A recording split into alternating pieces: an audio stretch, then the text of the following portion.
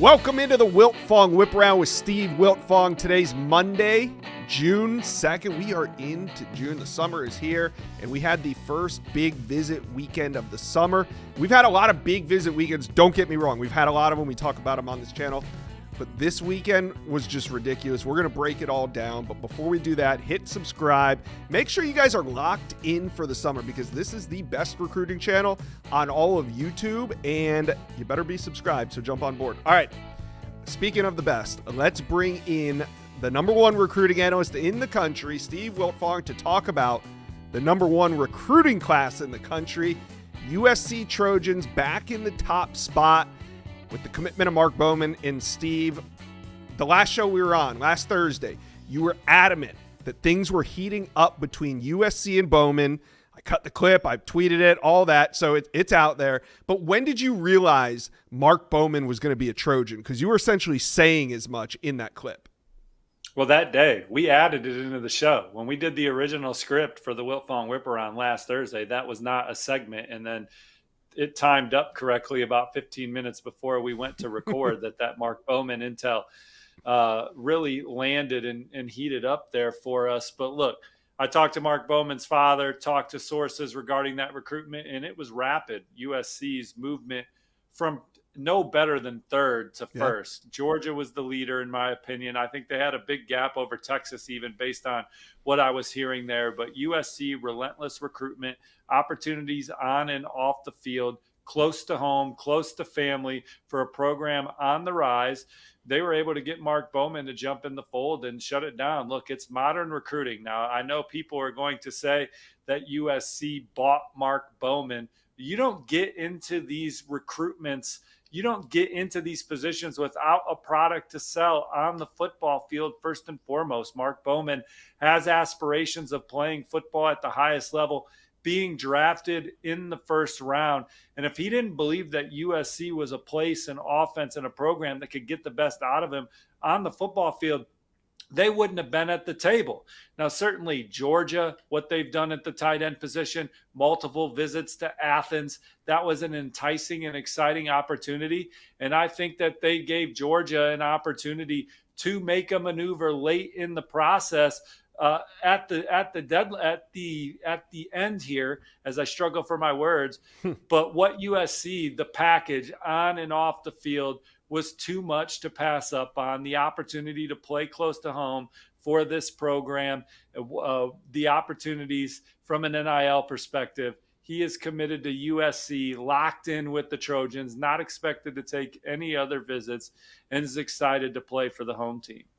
Well, that was my next question. What about Georgia and Texas? Any shot, or is it over? I think it's done. I think that Mark Bowman is set to play his college football at USC. Now, look, we're still learning some of these intricacies of modern recruiting, but based on what I know right now, I think he's locked in and ready to play at USC, and those other programs are already on the other targets. What's your perspective on USC recruiting? Like, why are things sticking this year, whereas last year at this time, things were falling apart for USC? Well, I think first and foremost, I think that they've gotten tighter with their infrastructure. I think that they were able to show this past season that they were a team on the rise. I think that they've hired terrific assistant coaches across the board, lost some of those terrific hires from last season, but replaced them with great hires again, from Coach Entz to Coach Ryan. Those are home run hires. So this is a program that has upgraded the coaching staff. They've become a more physical football team. Their culture, they took over a program that was essentially a powder puff team that could not stand up at the point of attack against the better teams on their schedule. And they went toe for toe in the Big Ten last year, the best conference in college football. They bring a lot back. They did well in the portal, had a good recruiting class. There's a lot of excitement around this program. And in the NIL era, USC is as powerful as any program in the country right now. Yeah. All right. Let's take it out of this USC segment with one prospect I want to ask you about. That's 2027 quarterback Peyton Houston. It sounds like USC is zeroing in on him as their guy for next cycle. Yeah, that's what I'm told. That's what I'm hearing out there for USC. They have Jonas Williams committed in the 2026 class. They flipped the 4-star from Chicagoland from Oregon. And in the 2027 cycle, obviously Ryder Lyons, 5-star quarterback, he's in 2026, but he's going to take an LDS mission following his senior year. There were times where it looked like he was trending heavy to USC. BYU and Oregon are the front runners right now. My RPM is on the Ducks, but certainly not sleeping on BYU coming into summer official visit season.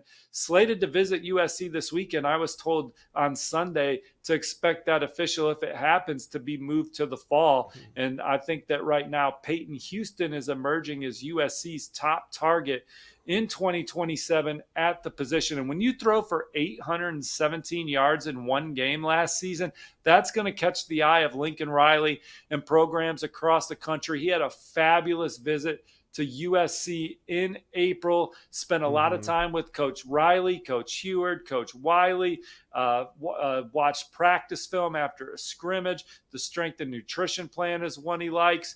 How they were able to show Caleb Williams' progression as a player doesn't hurt, comparing him to Kyler Murray a little bit. All exciting. USC is going to be at his spring game USC was at his spring game on May 16, and they are on the gas right now for Peyton Houston. All right, USC fans, talk to Steve and I about how it feels to be back in that number one spot. And tell us, why do you guys think this year's different for USC recruiting? Put it in the comment section below. Ohio State recruiting is red hot, and so is the recruitment of edge Luke Wafel. He was in Columbus this weekend, Steve. It was his official visit weekend. Do you think coming out that the Buckeyes could be the team to beat for Luke Wafel? I do indeed. Talking to Luke Wafel's family, talking to sources that spent time with him during his visit to Ohio State, I think the Buckeyes do have the edge in his recruitment right now. His father told me the weekend was perfect. Really sitting down and getting to know new defensive coordinator Matt Patricia was the new thing of this visit, because when he visited in the spring, I thought Ohio State had some momentum after time spent with Ryan Day, getting back around Coach Day, getting around Coach Larry Johnson several times. They said that was special. The specific detail, the plans they have to develop him, Ohio State's track record, the level of football they're playing at, the city of Columbus, the NIL opportunities on and off the field. I think Ohio State has taken the lead in the recruitment for Luke Wafel. Penn State and Texas still very much right there. I'm not sleeping on either of those programs. USC and Florida rounding out the top five. If Ohio State were ranking their prospects in the 2026 class, Josh, I think Luke Wafel might be their first pick. He's our number one ranked prospect in New Jersey, trending for a 5th star. I think Ohio State would draft him number 1 in 2026. All right. Sounds like they made a major statement with one of their priority targets. Now, speaking of headliners, we also had number 1 running back Savion Hyder on campus. This has been a major battle between the likes of Ohio State, Tennessee, Michigan, even Georgia in there. Where do you think things are standing with Savion Hyder? Well, a lot of love for Ohio State. It starts with running backs coach Carlos Lachlan. That might be his best relationship right now of the process. Ohio State, the running back pedigree from Ezekiel Elliott to the guys this past year, Quinson Judkins and Travion Henderson. And speaking of that, the ability for both of them to play at a high level, be 1,000-yard rushers, be so in the game plan, 2 running back system, him seeing all of that. I think it was an exciting visit to the Buckeyes, and it's a place where Savion Hyder and his family feel like he could have great success for a coaching staff they trust within a program that has a proven track record of developing guys on and off the field. So who do you think stands at the top of this recruitment?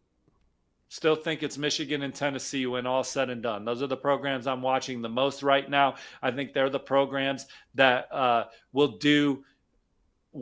take that recruitment up another level from an NIL standpoint if they have to land one of the most coveted players on their board, respectively. Ohio State's running back room is loaded. There's a standard in that position room. Savion Hyder certainly fits that mold, a guy that they were able to show, look, this is how we develop guys. This is why we get the best out of him. But Tennessee and Michigan, they're no slouches in that department as well.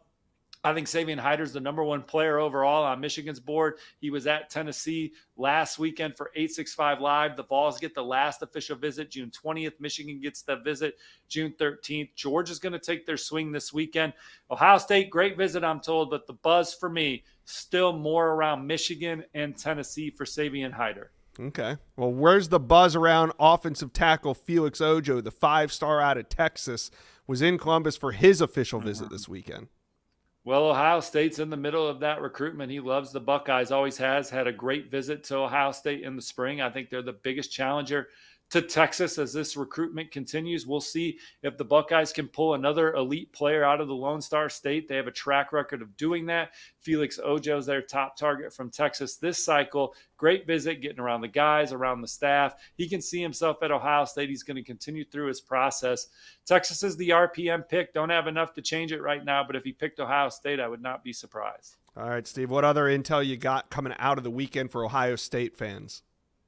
Well, I think one more big visitor that they host, or excuse me, two more big visitors that they hosted over the weekend. Obviously, 5-star linebacker Xavier Griffin.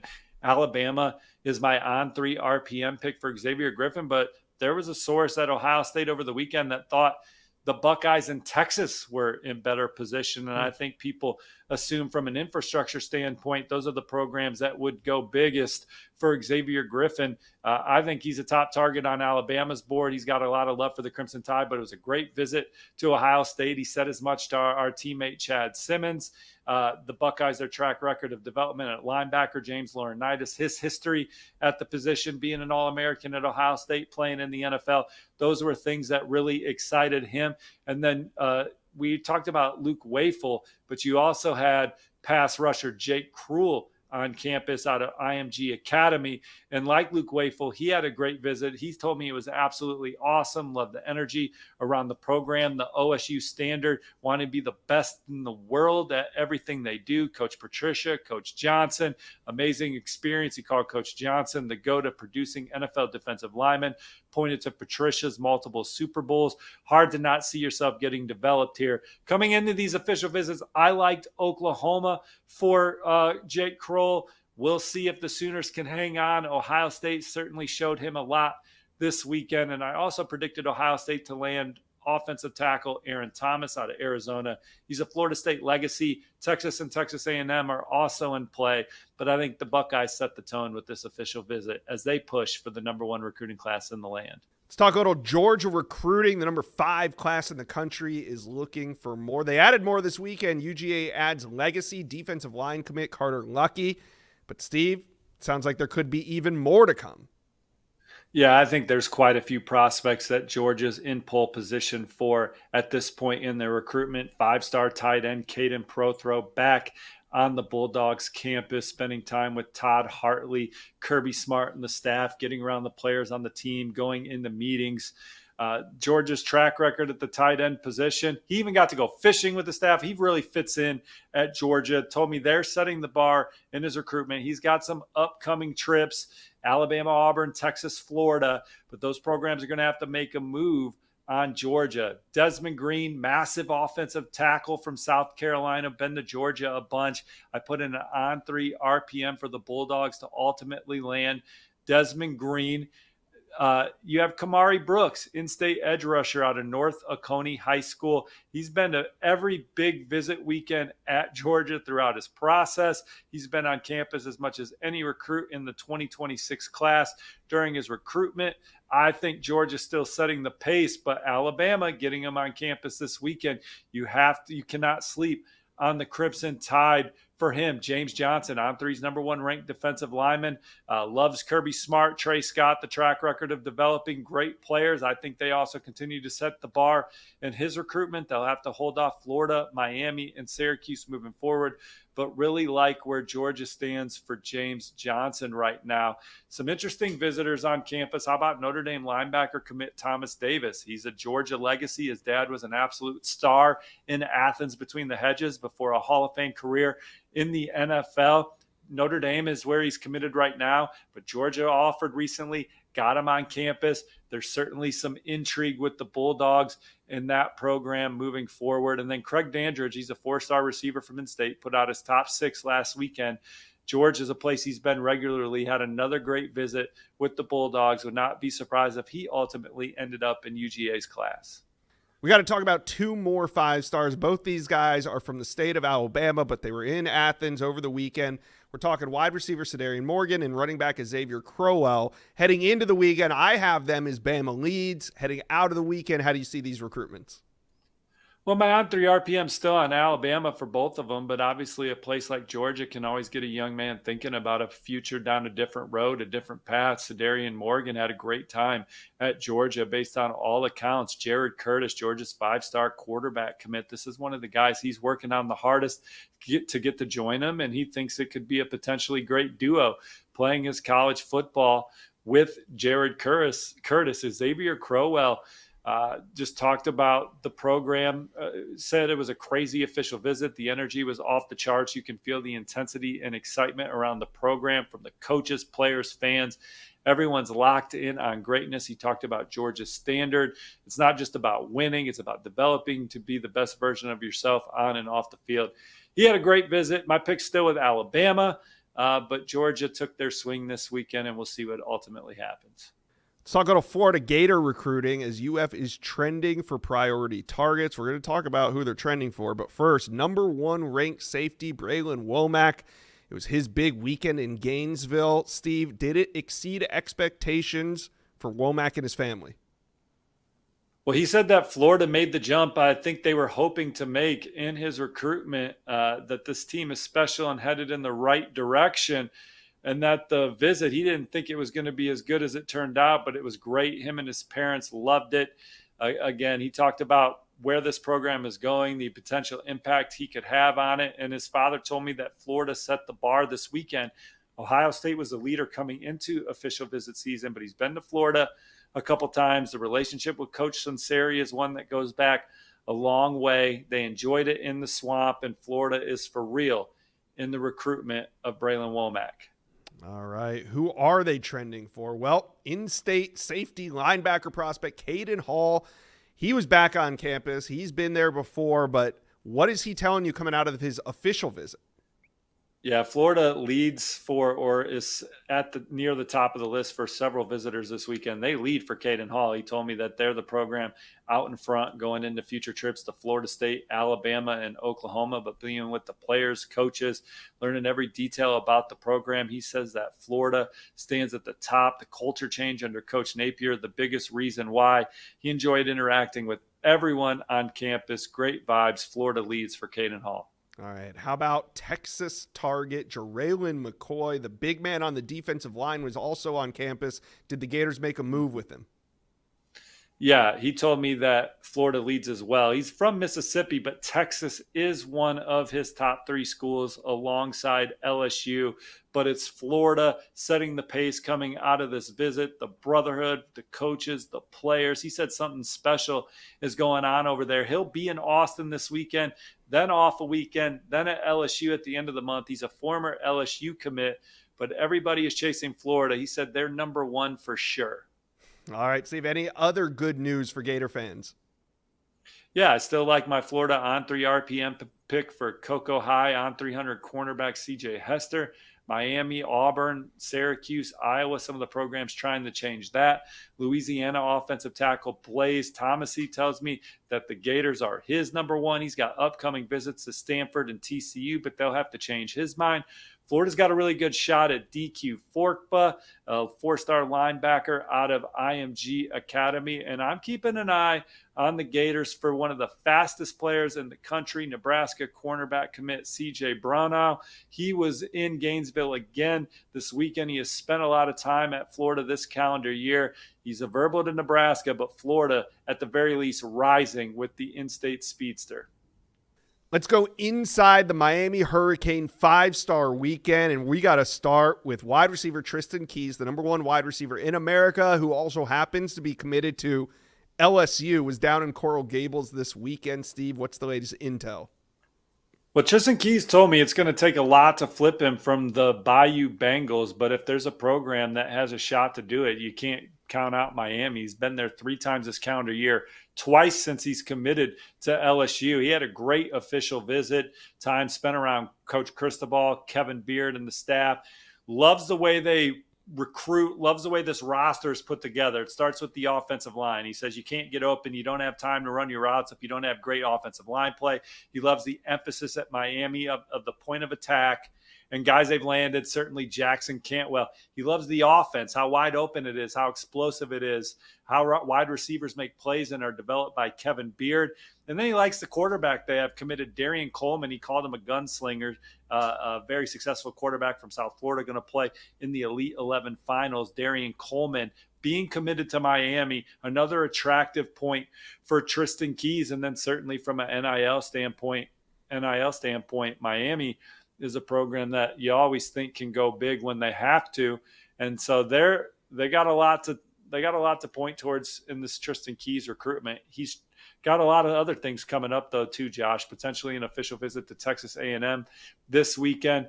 He's then going to Auburn on June 10th, Tennessee on June 13th. They were at one point considered the favorite, Alabama on June 17th. And then back to LSU on June 20th. He was with the Tigers the weekend before this weekend where he was at Miami. So spending a lot of time with LSU, but Miami, one of the programs, giving him a lot to think about. Yeah, I don't really know how to view this recruitment, because sometimes when you see a big-time commitment like this who's locked into LSU, if he starts taking official visits, you almost get more concerned if he's only taking one or two. The fact that he's going to go out and take like 5 or 6, do you think that shows that, hey, he's just interested in still hearing out his recruitment rather than he's like zeroed into a particular school? Yeah, if you're asking me right now if he's going to stick or flip, I'd have him in the stick camp. LSU was the place he always wanted to go. Their history with wide receivers, proximity to Hattiesburg, Mississippi, his relationship with that coaching staff, getting back there 2 weekends ago, going there on June 20th, it's still setting up well for LSU. Obviously, you wish that the number one receiver in the country was taking no visits, but I still think that LSU holds the edge in this recruitment as he continues through his official visits. And with that, you never know where someone might make a move. Yeah. LSU fans, I know you're carrying that trauma from DeCorian Moore and Bryce Underwood still, but right now it sounds like Tristan Keys. They're carrying their DJ Pickett flag in this recruitment. Right. Yeah. You gotta focus on the big wins. All right, back to Miami. Not the only 5-star on campus. Also, defensive lineman, athlete, whatever you want to call him, Lamar Brown was also in Coral Gables. Where's Miami stand there? Well, he tells me that his recruitment could be Texas A&M and Miami duking it out. There was a time where Jabari Mack told me Texas was his leader and he committed to LSU the next week. So I'm certainly not going to discount the Tigers in this one, who are all in on maybe the best defensive line prospect in the country. He's the number 1 ranked athlete in the on-3 industry, but he had a great time at Miami with their coaches, players, and other recruits. And he loves the plan that Coach Mario Cristobal and the 2 D-line coaches have for him. And he likes that Coach Cristobal lives in the trenches and says that would play a big part in his commitment. So Miami, one of the front runners for Lamar Brown moving forward. Local running back Derek Cooper, local star running back, I should say, was back at Coral Gables. He was in Miami for a visit. What's going on with Cooper in the Canes? Is this legit, or do you think he wants to get out of state? No, I think that Miami has a great chance to keep him home. He's one of their top targets regardless of position. He feels that way every visit. Him and his family had a fabulous time on their latest experience in Coral Gables. It's a marathon, but Miami's got the running shoes to stay in this recruitment. The rest of the timeline of it, Ohio State and Georgia, certainly 2 others he has a keen eye on, had a really good official visit to Auburn, but Miami pushing hard for Derek Cooper. Speaking of marathon recruitments, edge Anthony Tank Jones from the state of Alabama. A lot of talk around him surrounds those in-state Alabama teams, but it's a marathon, and Miami has been working this recruitment. What are you hearing after his official visit? Well, he said Miami showed a lot of hospitality. It was a great experience. Getting around Hall of Famer Jason Taylor, his knowledge and potentially playing for him as an edge rusher, very exciting. He loves the campus, the coaching staff. So he's thinking about a future at Miami. Alabama is the program that I gave the inches to coming into summer official visits. But Miami, Oregon, Texas A&M are 3 intriguing out-of-state options, and he also already took his official visit to Auburn and had a great time. All right, let's talk about one more flip target before we get out of here. Brody Jennings, he's committed to Michigan, but he took his official visit to Miami this weekend. Is he on flip watch for you? Well, yeah, absolutely. You cannot discount the Hurricanes here. He has been there quite a few times since committing to Michigan. He's been visiting Miami since elementary school, he said, because his oldest brother went there. It was another great visit. He's been to Miami 3 times this calendar year. Zach Etheridge, Will Harris, the combination of them coaching the defensive backs, their track record of development, very exciting to him. And Coach Cristobal spent a lot of time with them, made him feel like a priority, called it a special place. Miami is very much a threat to flip Brody Jennings from the Maize and Blue.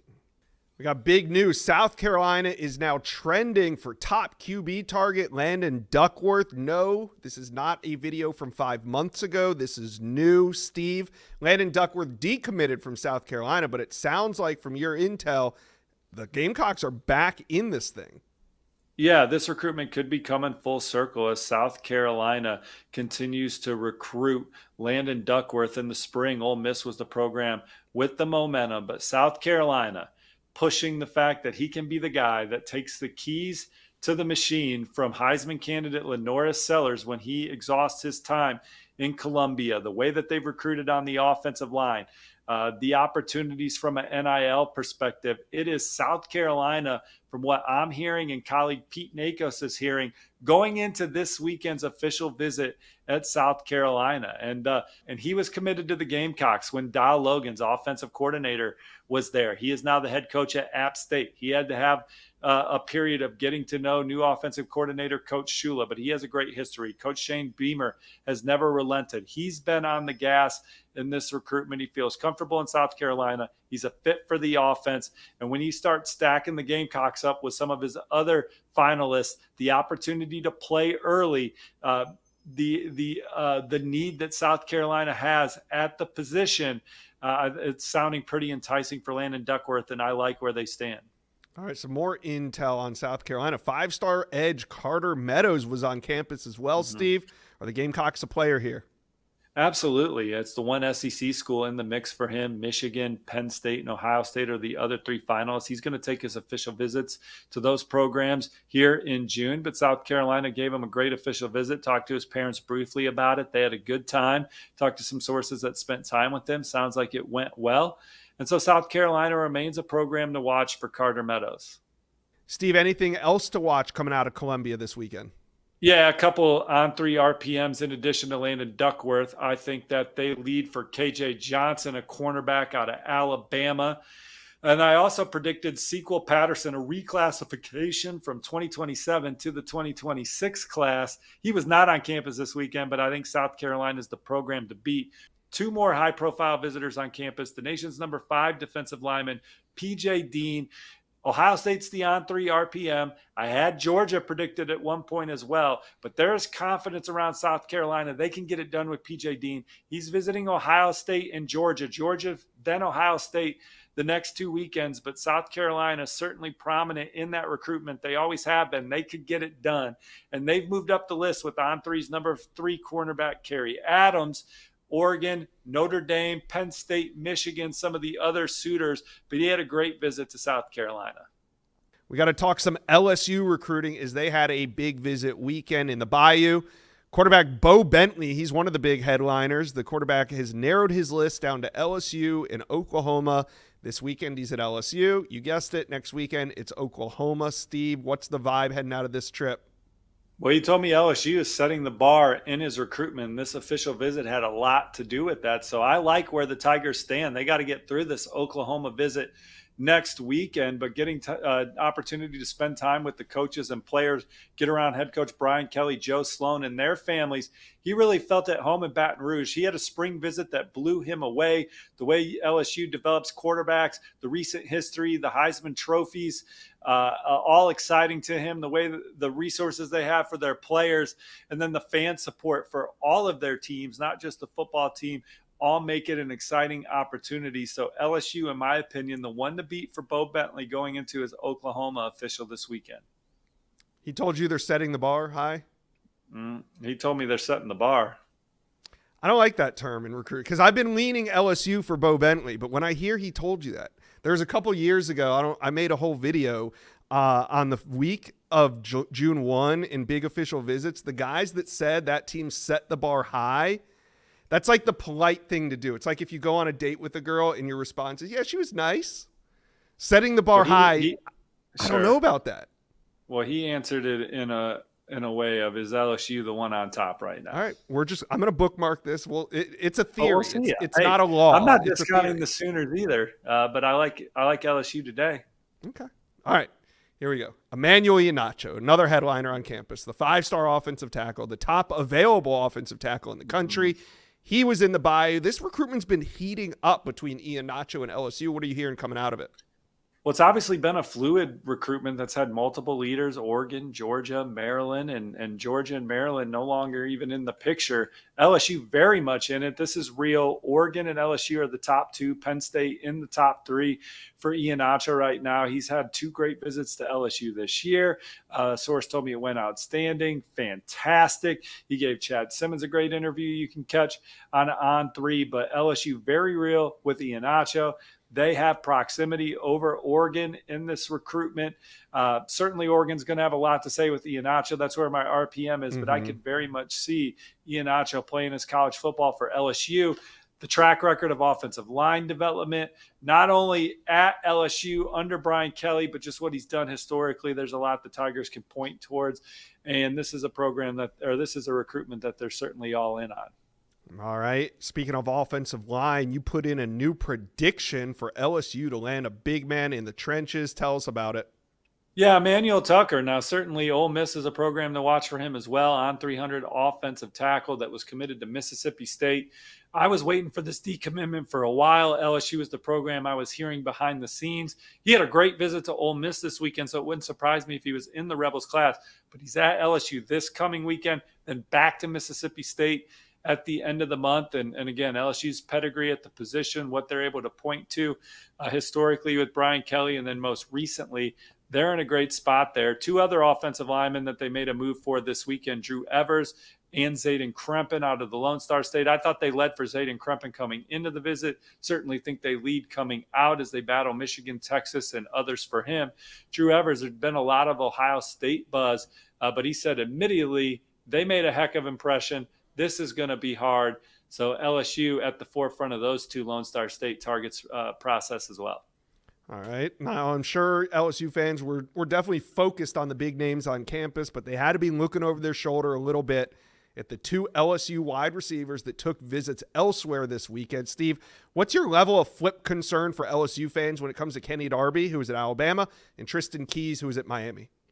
Well, Kenny Darby had a really good visit to Alabama, but I think that he sticks with LSU based on the way that recruitment's playing out right now.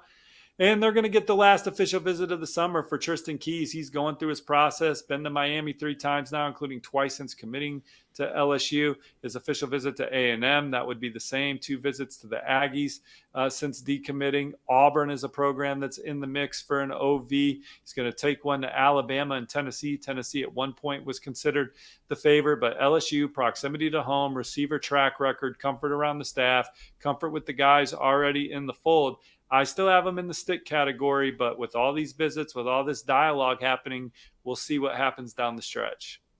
We had a big recruiting weekend in Tuscaloosa, Alabama, with their top targets on campus. 2 priority wide receivers. We'll start with them. Ethan Booby Feaster, wide receiver Kenny Darby, who's also committed to LSU. They were both on campus. Steve, how are they doing with their wide receiver targets? Well, Feaster really felt at home around the players and coaches, time spent with the wide receivers, guys like Ryan Williams, freshman quarterback Keelan Russell. They made him feel at home. He's got a great relationship with Jamarcus Shepard, the receivers coach, his track record of development at the position throughout his career. And then the conversation with Kalen DeBoer, the vibe in Tuscaloosa.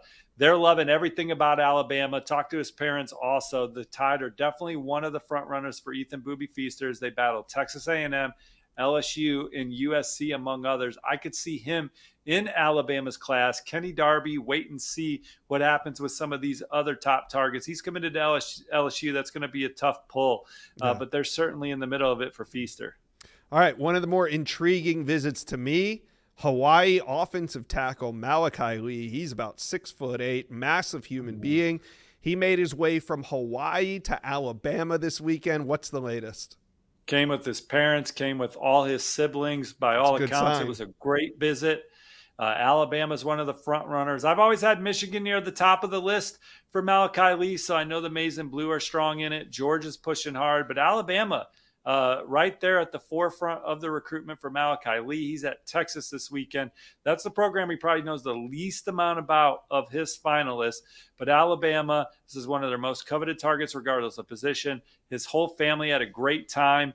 And I'm looking forward to hearing more from Malachi Lee because the initial buzz is that Alabama did a hell of a job. Yeah, it sounds that way. All right, Jet Washington, one of the top priorities on the defensive side of the ball. The elite safety was in town this weekend. Steve, good things? He's been to Alabama 3 times. This was his best visit yet. He talked about the way they develop players, the plan they have for him. He was on campus into Monday. Alabama's very real in the recruitment of Jet Washington.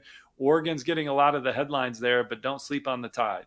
All right. Any other intel coming out of Tuscaloosa this weekend? Yeah, I still think Alabama leads for Nolan Wilson. He's one of the top defensive line recruits in the country. They'll have to hold off Miami, among others. But the way Alabama treated him and his family, he felt at home. They continue to set the bar there. Alabama's giving linebacker Braden Rouse a lot to think about. There's been a lot of Tennessee buzz around him, but don't sleep on the Tide for Braden Rouse. Jeff Tamala, on 300 quarterback, unofficial visit to Alabama, committed to Iowa State. But things are picking up fast with Tamala and the Crimson Tide. Heard it was a great visit. He's at Iowa State this weekend.